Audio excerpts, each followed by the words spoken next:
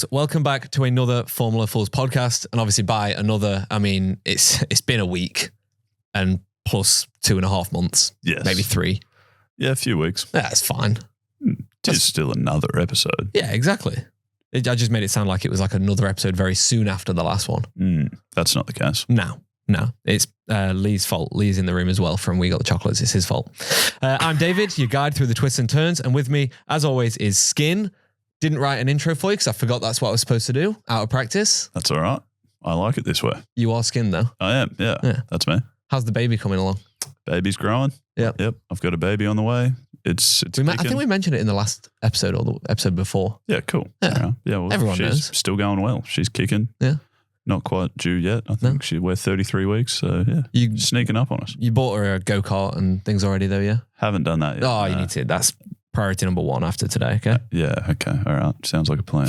Beautiful. Okay, so from pit lane antics to racing riddles, we're here to make you laugh and question your sanity. Sit back, buckle up. It's time for Formula Fools.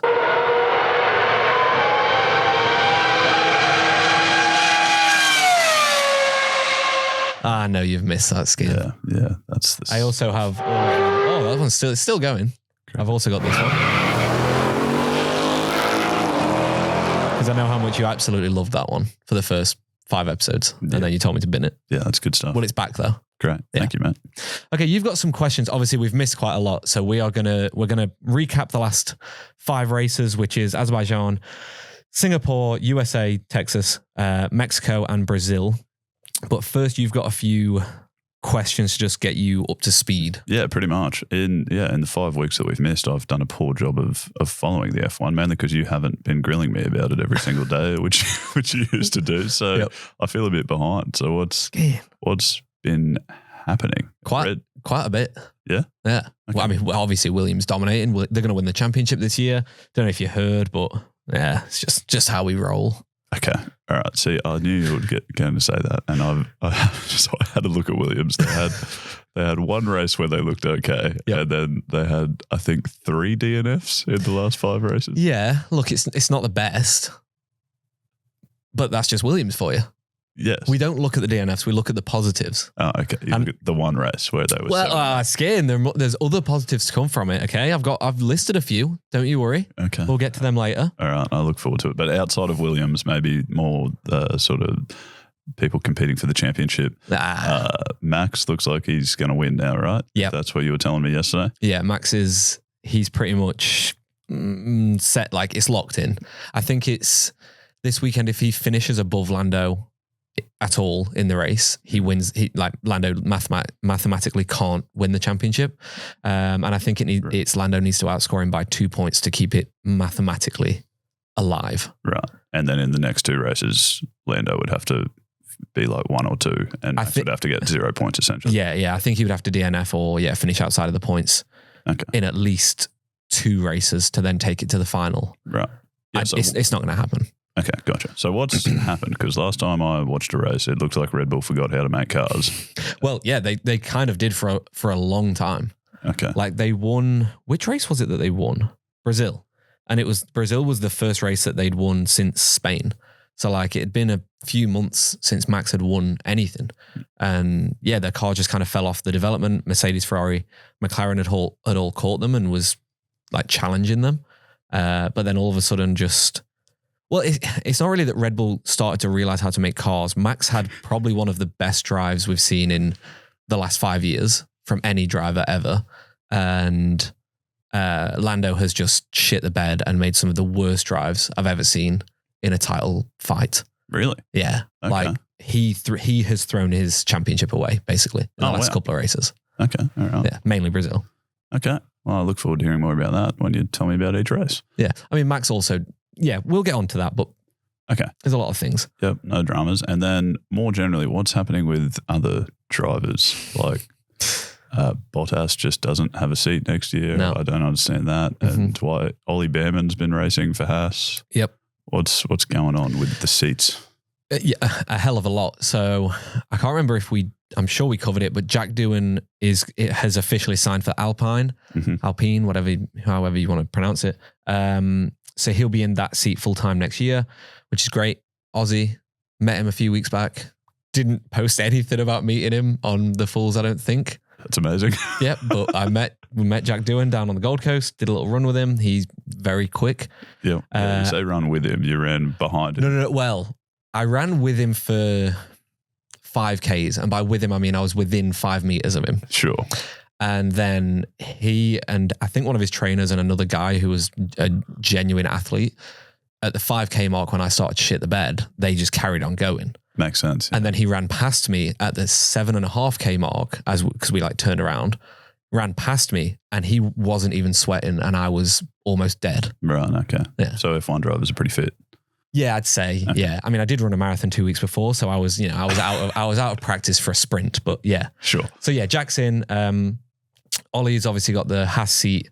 We've also got Colapinto, who's kind of trying to get a seat. He's apparently in talks with Red Bull. Mm-hmm. The rumors are Checo could get the axe, Lawson or Tsunoda get the Checo seat, and then Colapinto get the RB seat. But who knows? Like that, all of that side of F1 at the moment is just fucking Red Bull being Red Bull, and it's weird. Right. Okay. Wait. Yeah. So sorry. So Ollie has a seat with Haas for next year. Yeah. But he's driven like 2 races recently, hasn't he? He's driven 2 races for Haas. He only raced in Brazil in the last 5 races. Yeah. Okay. What for? K-Mag was sick. Oh, all right. Yeah, he turned up to Brazil, had a stomach bug or something, and was just like, didn't even go to the track. And he was just like, yeah, I'm dropping out for the weekend. And then Ollie Behrman stepped in. Okay. And did practice, qualify and everything. Right. Did a pretty decent job. We'll get onto him in a bit. Okay, nice. And then Colapinto's come in for Williams and looks all right, but doesn't have a seat next year. Dominating. Like everyone on the grid is shocked by how good he is. Really? Yeah. Like Christian Horner is saying like, this is why he's in talks with Red Bull, is because Christian Horner's like, he deserves to have a seat at some capacity, whether it's a Red Bull kind of junior that does does the sim stuff for them, to develop the car through the season, and then maybe step up into an RBC, or if he gets an RBC and they just sack Checo. But yeah, he's doing very good, and a lot of people are very impressed by him. Cool. Bottas, yeah, I don't understand. Okay, I don't know why he hasn't got a seat. I don't know why Audi chose that guy they chose. I can't remember. Bortoletto, I think his name is, or something like that. Great. He's the Formula 2.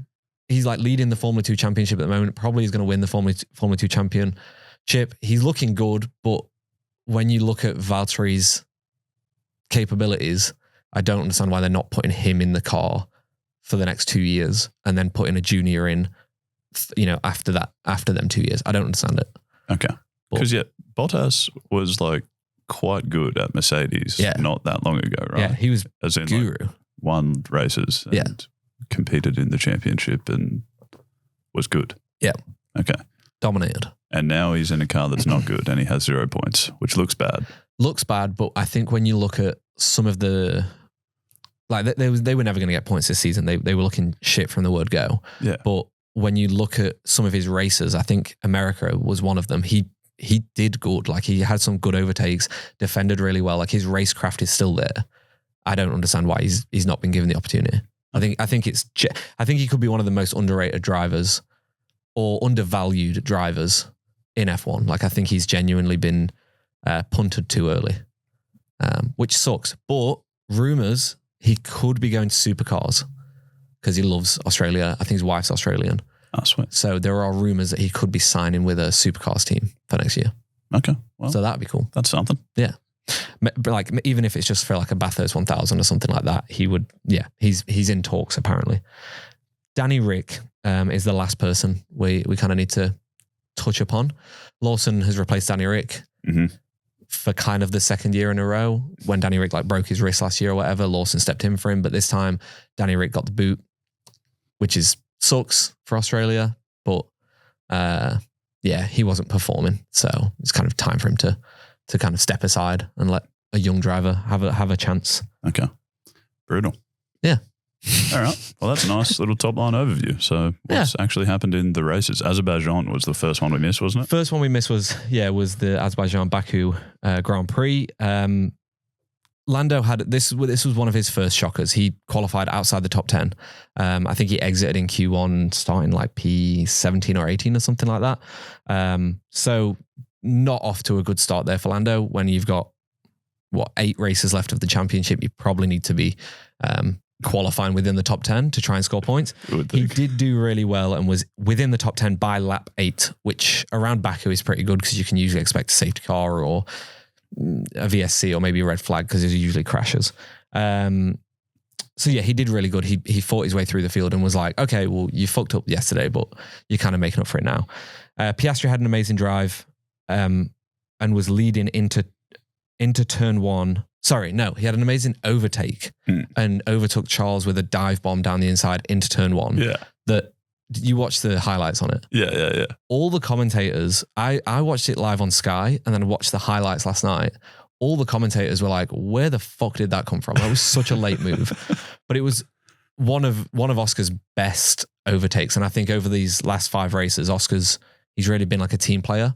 But this was one of the times where he didn't need to be because Lando was so far back. He could kind of race his own race and like show us what he's got kind of thing. Yeah. And yeah, it was a fantastic move against Charles. Charles did fight back against him a little bit later and they had a really good battle, but Oscar just defended it so well. So it was very impressive to see from Oscar. Obviously, Alex sitting in P5 for 5 laps or something, 10 laps maybe. That's exciting. Hey, listen, let me just say I needed a sofa cushion on my lap for that one. Okay. Thanks. Probably didn't need to say that one, Skin. God, you need to cut that out when you're editing this. But yeah, now Alex and Williams were actually looking pretty good around Baku. I think Colapinto was struggling around this track because it's a very tricky track. And if you've never raced it before, it's hard to kind of find a rhythm around it, especially when there's the people that Williams are racing, like Aston Martin and Alpine and Haas and things like that. All of their drivers have got a lot of experience around street circuits. So he kind of got swallowed up a little bit and didn't really do anything for us. But Alex was looking really strong. The car was looking really strong around street circuits. So was happy with that. Wait, are we talking about the same race? Didn't they both finish? Weren't they 7 and 8? Yes, they did, but it was circumstantial. Oh. Because like he had a good race and he was like thereabouts, but Checo and Carlos crashed on the second to last lap. Oh, yeah. Yes. So like forgot about that. He may have scraped a top 10, but they crashed on the second to last lap and there was a virtual safety car. So they finished under a safety car. Gotcha. So it was circumstantial. We got it. I mean, I'll fucking take a P7 and P8, but yeah, Alex was looking a lot stronger than Williams points for the season. Easy Skin. Easy Skin. Yeah, no, that's very true, and I'll take it. Obviously, it was planned that Carlos was going to crash into Perez because he knew that if he crashed into Perez, he would give Williams more points, which gives Williams more money for next season to develop a better car for him. So, okay. Up here for thinking from Carlos. Yeah, right. Up here for thinking. That's a big old conspiracy theory. Nice. That was pretty much it from Baku. There wasn't a shit ton that happened apart from that crash. Checo blamed Carlos fairly heavily. Carlos blamed Checo fairly heavily. It was kind of a nothing crash. They kind of just came together. Like it was no one's real fault. I don't think anyone got a penalty for it. I can't remember, but yeah, it was a nothing crash. It was big and spectacular and everything and great to see, but no one was to blame. No one's fault, even though it caused millions of dollars worth of damage. Perfect. Yeah, that's what Red Bull and Ferrari just need at the end of the season. Singapore Grand Prix. Obviously, we spoke about this earlier in the season with the return of Flavio Briatore. There was a lot of like jokes and things leading up to Singapore Grand Prix with the, remember Crashgate we spoke about where they like fixed the race. So yeah, there was a lot of like things leading up to it. Daniel Ricciardo made a joke about hiring Nelson Piquet Jr. so that he could get a win, so it would make his career better. Felipe Massa didn't like that, kicked off and said it was immature and inappropriate for Daniel Ricciardo to say. In hindsight, it was Daniel Ricciardo's last race for RB. He then got sacked basically straight after the race. Okay. And yeah, I think Nelson Piquet Jr. coming back and helping Ricciardo out would have been great for Ricciardo's career, seeing as he got sacked straight away. Yes. Okay. Did you see the post-race interviews with Danny Rick? Yeah, a little bit. Yeah. Do you seem like almost crying? Yeah. Yeah, he looked quite upset. Yeah. It was, the rumors were going into it was this is going to be Daniel Ricciardo's last race. Through all the press conferences on the Thursday and Friday, he was like, nah, like I've still got a contract for the rest of the season. It's all fine. He seemed to be holding it together. And then post-race, he gets out the car, goes to the media pen and just like breaks down and was like almost in tears. And they gave him a guard of honor walking back into the like motorhome thing, but they'd officially not announced anything. So we're all watching this on TV just like, well, they've sacked him already, but he can't, there's no farewell to Daniel Ricciardo. There was no like, well done on your last race or anything like that because the official word wasn't out yet. That's the strangest thing. Why would they do it that way? It's such a dick move from Red Bull and Helmut Marko. Like he didn't get a chance to say goodbye to Formula One.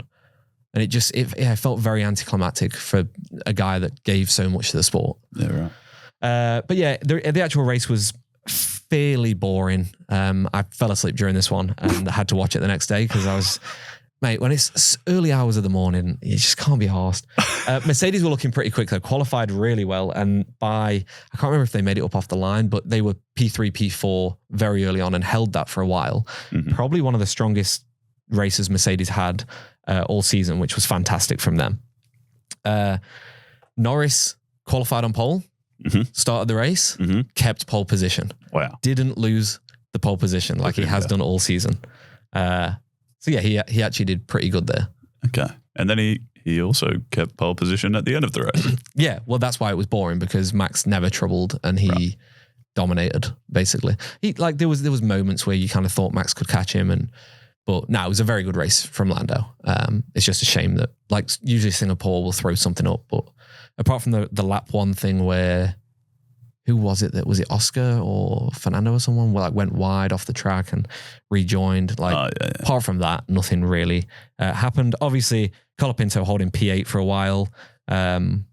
Williams dominated, smashed it. We will put an asterisk there and just I'll add that we don't count DNFs at Singapore. It's kind of a F1 rule. So even though Alex DNF'd, we just ignore that one. Okay. We don't talk about it. Sorry to harp on it, but why did he DNF? That wasn't the one where he crashed in qualifying, was it? No, that was Brazil. Okay. Yeah. What did he do this time? I think it was something to do with, I think they may have had a little coming together on turn one and someone slid into the side of him and ripped a hole in his side pod or something. And the damage was just too much. So they had to, they had to DNF.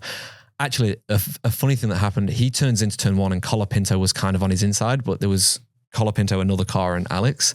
Alex came on the radio and was like, what the fuck? Franco just dive bombed me. But it was actually another car that had dive bombed him, but he could only see Colapinto in his peripheral. So he blamed it on his teammate. And then after the race was like, oh yeah, it actually wasn't him at all. I think it was Stroll or someone like that. Okay. But yeah, Lando won and Max finished in second or third or something. So this was a race for Lando where it was like, okay, the title battle's still on. We've got 6 races left we've got 6 races after this one left.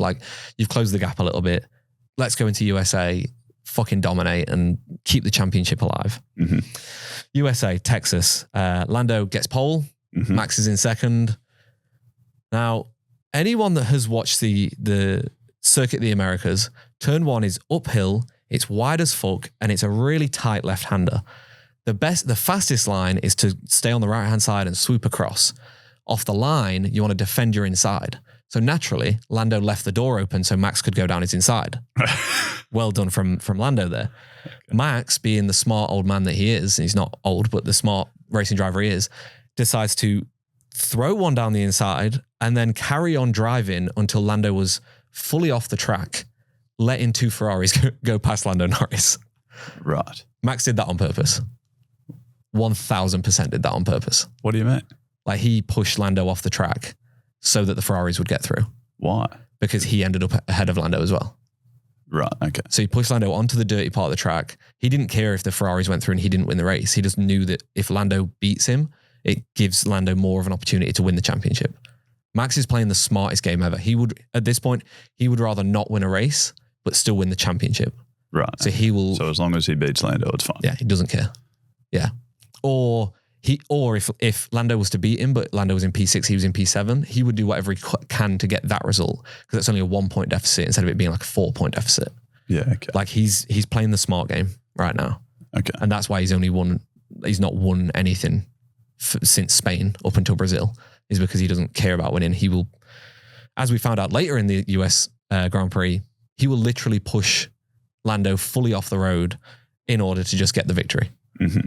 So yeah, later on in the race, obviously Ferrari fucking dominated. I think I wrote them off and said we're going to watch Ferrari decline, and then they did the opposite of that and absolutely dominated the US Grand Prix from practice and qualifying. It was like they're probably going to win this. Like they've got a way better race car than what McLaren and Red Bull were bringing to the table. They were faster in qualifying, but over the race, Ferrari were looking very strong.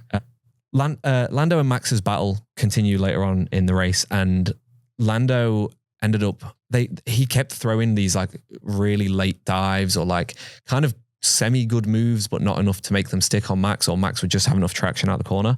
And then he threw a move down the outside of like turn 9 or 10 or something, and Max did the same as what he did on turn 1, pushed him wide. Lando kept his foot in it, went around Max on the outside, but was off the track. Yeah. Kept the position. Max fought back. They battled pretty much through to the end. Or they battled for a 10-15 lap after that. And Lando was on the radio like, he pushed me off. I did nothing wrong. Max was on the radio like, he overtook me off the track. It's illegal. Lando ended up getting a penalty for it at the end of the race, lost second place to Max, or third place to Max, whatever the position was. Yeah. And Max ended up getting exactly what he wanted. So drama is already kicking off. Yeah. Shit's starting to happen. That seemed a bit controversial, him getting that penalty. Did you agree with that? Or? That he should have got the penalty? Yeah. I think he should have, because you shouldn't overtaken off the track. Yeah. But McLaren had the faster race car, I think, at that point. So I think the wiser thing would have been for McLaren is to give him the position back. And then just try again. Yeah. Like, what's the worst that's going to happen? You're going to just keep P3, where you were going to get a penalty. It was obvious they were going to get a penalty straight away. So like, you're going to lose P3 anyway, because they weren't fast enough to gain 5 seconds on Max. Yeah. Whereas the better thing that could have happened is you could have overtaken him cleanly and kept P2. Yeah. So I think McLaren was stupid to do that. But yeah, it was quite controversial because Max was kind of up to his old tricks again with both of these maneuvers in this race, to just push people off and kind of do what he wants to do in order to get the result he wants, which I do like quite a lot. Like Ayrton Senna used to do it all the time, where he would like crash into Prost so that he would win the championship or whatever. Like, I like elbows out racing, but it's just frustrating when it's like the same thing over and over again. Like, okay. Lando definitely should have yielded or given him the position back, because Max was fair to do what he did. But it's also just like, come on, mate. Like, you're being a bit aggressive for no reason. Like, give him a touch more space. Yeah, okay. All right. Yeah, my main note that I wrote in here, I'm surprised I didn't bold and say it to like font size 72. This will be good. Hamilton beaches the car. Oh yeah, I did see that. He literally went around a corner and lost control and drove straight into a gravel trap. Yep. Okay, and you liked that? I was screaming, crying, laughing. I was excited. I popped champagne. It was one of the happiest moments in my life, seeing Hamilton spin his rear tires and just not being able to move the car. Oh, it's fantastic. Now just imagine him in a red car next season doing that. Oh, yeah, no, it's going to be fantastic, Skin. So he ended up retiring because of that, didn't he? Yeah, he couldn't get out. What? Why? What happened? Surely you can. Nah. What happened? So the point of gravel traps is to avoid you doing what Lando did and going off track and gaining an advantage, because it's the ultimate penalty. If you go in too fast into a gravel trap, or if you go in kind of semi-slow and then try and like light your tires up and just like rev the fuck out of it, you've got the grip isn't touching anything. It'll grip onto the gravel and it'll just flick the gravel up behind you. You've got no traction. So all you're going to do is by flicking that gravel up, you're just burying the rear of your car deeper into the gravel. It's like, when you're walking on sand and it's like really hot and you feel, if you just stand still, you feel your feet just sinking in. It's the exact same kind of feeling. Like you're just burying yourself, and then you have no traction. You can't move the car. Right. At the end of it, if you look at his car, it was kind of like the rear was sunken in and his floor would have been touching the gravel. Like there was no way. Right. And so they just have to get a crane to get it out of there. Yeah. Yeah, safety car. I think it was safety car. I don't think they red flagged it. And then, yeah, bring a 4x4 on or crane or whatever and get the fucking thing gone. Right. Okay. Yeah. There you go. So strange. Yeah. Such an innocuous reason to retire. Like, yeah, it used to happen way more than it does now. Screwed up the corner a little bit. Yep. And you're done. Ultimate punishment. Yeah, that's brutal. Yeah. But also funny because it's Lewis. Okay. Well, this is the thing. We normally see junior drivers doing that. Like Tsunoda in his first season had a few of them kind of occurrences. We probably see it next year with I don't know, Lawson or this Audi driver or Behrman or whatever. Like we'll see this again whenever you get an influx of new drivers. But for a 7-time world champion that has been racing for, close to 20 years in F1, it's kind of embarrassing. Okay. He also did this in his championship. I think it was 2007. It was either 2007, 2008. One of his like championship contending years for McLaren. He did the same thing in China and lost the championship because of it. Right. Yeah. So it's even funnier when you put that context there as well. Okay, Dave. Moving on now to the Mexican Grand Prix. This was, out of the 5 races, my second most favorite race. So I'm glad we've saved it till last. I mean, we're doing it or second to last. We're doing it in order. Yes, so yes. A lot happened in the Mexican Grand Prix. All right, talk me through it. Okay. Good. Obviously, with it being the Mexican Grand Prix, Checo was under a lot of pressure, like he always is when he goes to Mexico. Unfortunately for Checo, he sucks at the Mexican Grand Prix. Never does good. Always bombs and just, yeah. Really? Yeah. Why? At his home race? Just pressure, I think. I think almost every single Mexican Grand Prix, he has crashed or hit someone. Really? Yeah. Like he always has a shocker around Mexico. Wow, that's amazing. You would have thought professional athletes would be good at performing under pressure. Yeah. There you go. Yeah. You've watched Checo this season though, yeah? Yeah. Yeah. Good point. Okay, yeah. Deck chair moments. Okay. His whole season is deck chair moment. Yeah. Okay. With you. There was obviously a big crash for Tsunoda on lap 1. Kind of went around the outside. I think it was Colapinto. It was definitely a Williams. Went around the outside of one of them two and just kind of got squeezed and was stuck between the barrier and the car and then ended up just like flying down the barrier.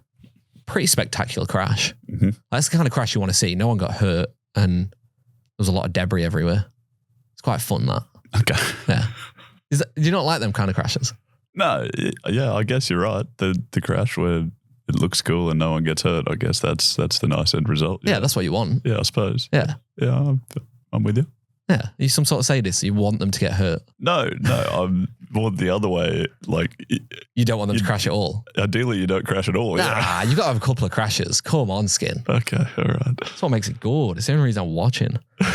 Carlos obviously had a great start, took the lead off of Max pretty much straight away. Again, Ferrari turned up to Mexico and just looked like they had it under control. Like America, I think I was shocked because I thought America, they would do well because there's quite a lot of like fast corners and long straights and things. But Mexico, I wasn't expecting them to do as well as they did with a lot of right-handers and like it being a bit more of a tighter kind of street circuit. But Carlos just absolutely dominated, got past Max and then pretty much just won. We got past Max on like lap 9 and then pretty much just had the race in hand. Like he just dominated from there. Like what we saw in Australia. After Max's brakes like blew up, Carlos just had a very comfortable hold on the rest of the race. Mm-hmm. It was guru. Nice. And obviously Carlos is just practicing for when he's in the Williams next season. Yeah. He's just getting his eye in for Mexico. So here's a top tip. Put some money on. Carlos Sainz wins Mexico next year in a Williams. Wow. Yeah. Wow. Yeah. I wonder what that's paying. Whatever it is. Listen, I'm going to put all my savings, which is zero. Okay. I'm going to put all of that onto that next season. Okay, very good. Yeah. Well, don't get into giving financial advice, Dave. No, can you also tell I don't gamble ever. So yeah, I suck at gambling.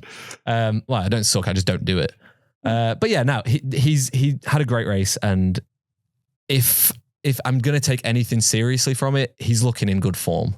Old Carlos. He's had a good few races in the past 5 and going into Williams next year, I'm very excited to see what he can. In all seriousness, I don't think we're going to win races or compete next year, but if he's at this form, we could at least try and get points on a regular occurrence. Nice. And I'm really liking seeing what he's doing. And also, he's racing the post-season test for Williams this year. So they do Abu Dhabi final race, and then like 2 or 3 days later, they do a shakedown kind of, put junior drivers in the car, put new drivers in the car, and just test things for next season's car. So they might bring some like little aero packages like front wings, rear wings, side pods, whatever, and they'll put them onto this year's car and they'll drive it around, get some aero tests and things like that. And Carlos gets to drive the Williams. Okay. Hamilton has been denied access to the Ferrari by Mercedes. What? He's under contract until December 31st or something. So Mercedes have said, nah, you can't drive for Ferrari. Wow. Yeah, you're a Mercedes driver. You have Mercedes duties to do. I don't think he's driving for Mercedes in the test. I think he's like going off and doing some other shit, but they've just said, you're not allowed to go in the Ferrari. They don't want to give him an advantage. Wow. Yeah. That Petty. is nice. Juicy. Yeah. But also just like petty. I kind of rate it.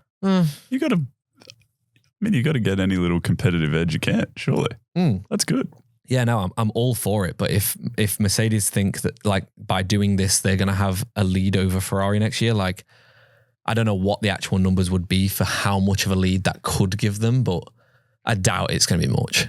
Like if Ferrari come out next year with a fucking guru car and Mercedes are where they are this year, I think they should probably focus on their car development instead of Lewis driving a few laps for Ferrari. You know what I'm saying? I know what you're saying, but when they're so anal about every fraction of a second in every fucking pit stop and what tyre they're on and what lap they change it and stuff to get every little tiny thing in the races, like surely that's just another tiny little thing that you just don't want to give your opponents an advantage on. Yeah, sure. I think it's just Toto being a wiener. Yeah, probably. Yeah. I like it. Yeah. I'm fine. I'm with you, Scan. I'll back you. Oh, yeah. On lap 9, Carlos, it's my typing is corrected to Boris. Carlos, Boris, and Max, obviously that's supposed to be Norris, were all real close. And then Norris and Max started to have that like really weird battle where I think it was Lando was behind Max and he like put a move on Max. And Max did the same as what he did in USA and pushed him off the track. This time was way more fucking dangerous, actually physically hit Lando. I think Max kind of misjudged it and Lando ended up getting past him. And then like literally 2 corners later, Max then dive bombs Lando on a corner where you just don't overtake and then again hits Lando off the track and just was an absolute wiener. Like it was some of the most dangerous driving I've seen all season from anyone.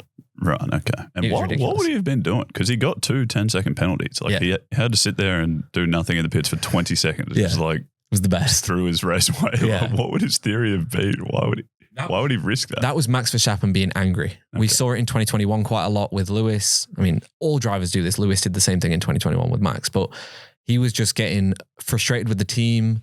He was getting frustrated with the car that weekend, like all through practice, all through qualifying. He wasn't comfortable in the car. He was complaining the whole time about the car being unbalanced or him not feeling confident, sending it into some of the faster corners. And things like that. And I think at that point he could see that, well, Carlos was dominating and was going to win the race and Lando was catching him at such a rate and putting moves on him so early in the race that he probably wasn't going to beat Lando as well, which, you know, he ended up again. It's that whole question of like, he threw it all away getting these penalties when he could have probably just not done that and finished a lot closer to Lando. But yeah, that meant that the Mercedes could kind of get a bit of an advantage. I can't remember where they finished in the end, but Max was behind them and Lando was ahead. I think Lando finished P2. What was it? Lando, Charles. Yep. Mercedes 4 and 5, Max and 6. Yeah. So like Lando finishing P2 and him finishing P6 is all because he didn't just yield the position and maintain a P3 or 4. Like he lost a lot of points there. And this was when the pendulum swung the other way and it was like, okay, we've got 4 races to go after this one. Lando's just pulled a huge amount of points against Max. The championship, like Lando could get the championship. Yeah. And people started saying that. Yep. Exciting. And then? Well, can we just talk about how Lando got his P2 first? Oh, yeah, sure. Yeah. Did you see the Charles Leclerc, him like going off the track? No, what happened? You didn't watch? Skin! What? On the, I think it was like 63rd lap, there was like 7 or 8 laps to go of the race. Charles Leclerc on his own going around the final corner just loses the rear end, almost slides into the barrier, and then Lando just overtakes him because he's like fully off the track. How the fuck Charles didn't crash that car is unbelievable. Like it was insane driving. Okay. He like proper slid off the track. Lando comes through, gets P2. So massive thanks to Charles for keeping the championship alive and also not crashing your car. Nice. Brazil. Yep. One of my favorite races of the season. I love the Brazilian Grand Prix. It's 30 years this year since Senna passed. So there was a lot of tributes around Senna. Hamilton drove Senna's MP44 McLaren, I think it was, and said it was like one of the best experiences of his life, being able to drive that car around Brazil.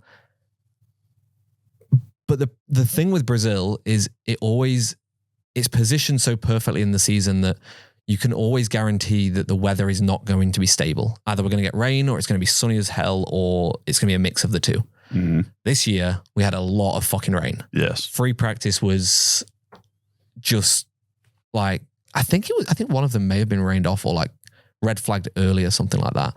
But it was just like everyone was just really nervous about like their car setup. Everyone was really nervous about their car setup going into qualifying because they'd not really had a solid practice session to be able to actually test what the car was going to look like. And it was a sprint race weekend. So they had the sprint race on the Saturday. So they had like sprint qualifying, sprint race. It was very intense. Qualifying ended up getting rained off in Brazil on the Saturday. So they qualified Sunday morning at 7 a.m. So they had to get all the drivers and all of the team principals of the teams to agree that they would leave the track early, get to the track early on the Sunday, do qualifying, race back to back, basically. What? There was like 4 hours in between qualifying and the race. What? Yeah. So if you were going to crash your car in qualifying, Yeah, you're screwed. don't do it because you don't have much time to get the car on the grid. Like you and Lee went to the supercars last weekend, the weekend before, and you guys said a car crashed and then they had to like stay up all night to rebuild it to then put it back on the grid and not even score a point or whatever. Yeah. Same thing, but you've got 4 hours. Yeah. So we obviously saw some drama in qualifying. Mainly Max Verstappen qualified P17. There was, I think there was a crash or something in Q1. I can't 100% remember, but he just didn't put in a good enough lap and then ran out of time to put in a good enough lap. So was out in Q1. Everyone was just like, well, if Lando can just qualify in the top three and then finish in the top three, Max is probably going to just score on the edge of the points. Lando's going to, like, we're going to have a title decider down to the last three. Lando put it on, I think he was P1, something like that. Yeah, he was P1. George was P2. Okay. And obviously in qualifying, we saw an absolute masterclass from Williams. Okay. Colapinto crashed out fairly early on, but we ignore the crashes. Alex was sat in P2 in the final qualifying session. It was looking fucking guru.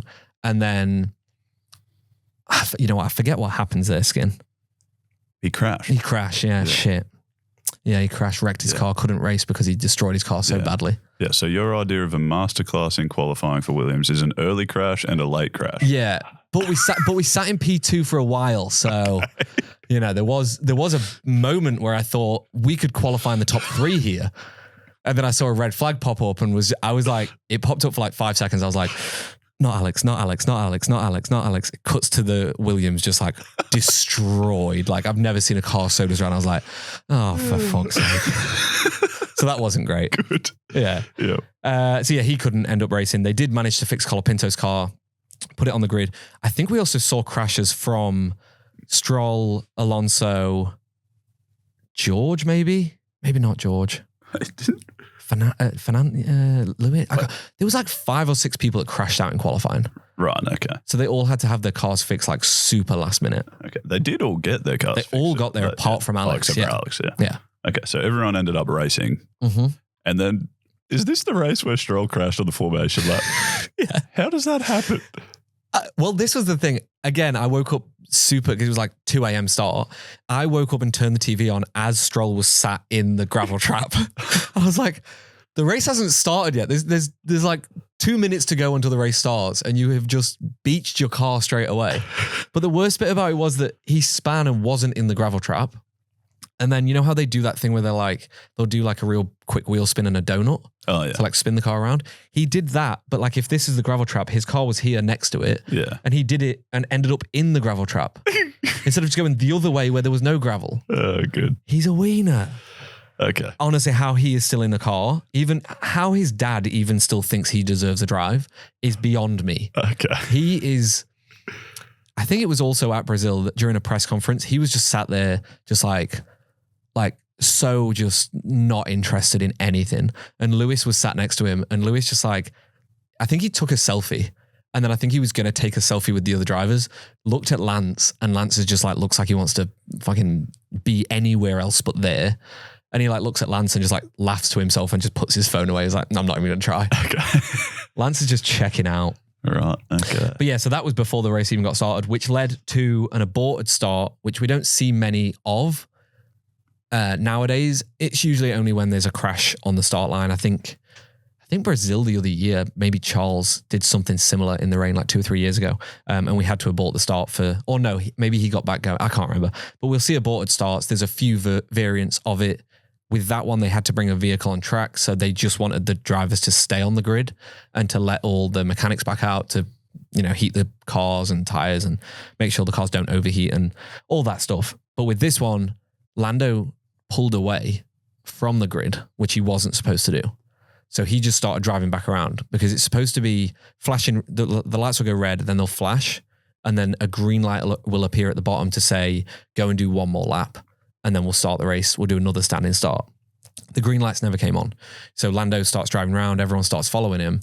And there was Max, I think both the Saubers and maybe both the RBs just stayed where they were. And half the grid was in turn 4 and they were all just sat on the grid. They were like, Max came on the radio, was like, what's happening? He's not supposed to move. The green light hasn't come on. And all the other cars had just followed what Lando was doing. What the heck? So I can't remember if he gets a penalty, but basically half the grid should have got a penalty for not following the race directors, like the race procedure. Correct. So yeah, it meant that Lando started the race, and I think George and the rest of the top 5 started the race under investigation for that. I don't know if Lando was told that by his engineers on the formation lap that, hey, you probably shouldn't have done that, but he had not the best start, which kind of isn't surprising in them kind of conditions with the rain and stuff. He was on the far side of the track, so maybe didn't have the better line in terms of it being dry, but Russell got a phenomenal start and took the lead like into turn 1. Again, Mercedes were looking fairly good around Brazil, especially in the wet. They always kind of perform well in the wet. So him taking the start was absolutely fantastic. Lando didn't really challenge Russell at all and kind of looked like he was struggling a little bit in the rain. Fell back a few positions, and during all of him falling back, within like the first lap, Max went from P17 to P11.